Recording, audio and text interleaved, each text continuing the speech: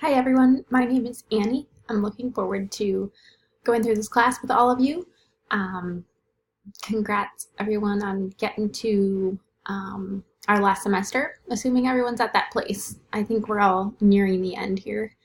My current field placement is as an outpatient mental health therapist.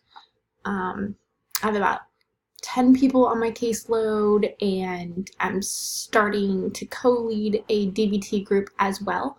My employment is as a crisis specialist in a walk-in crisis center.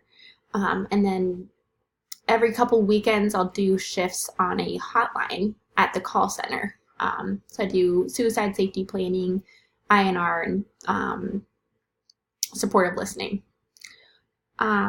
What I hope to get out of this course is a deeper understanding on how to work with clients who are working through issues with loss, grief, and bereavement. I just want to open up my mind to all the different ways that bereavement and loss can manifest itself in clients' lives.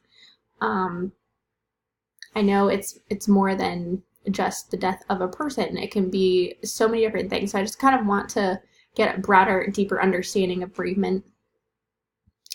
Why do I think studying grief and loss is relevant to my future career? I think probably most, if not all, clients who come in will have an experience of loss or grief. It could be grief that has not been processed yet, or it could be complicated or complex. They might be working through it. I just think it's essential as a social worker to understand and know how to support someone through grief. And I have already worked with a lot of clients who are working through grief on the hotline, in the walk-in center, and in counseling sessions.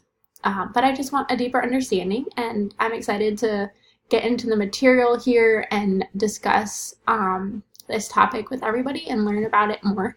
So yeah, thanks for listening, and I'll see you on the discussion boards.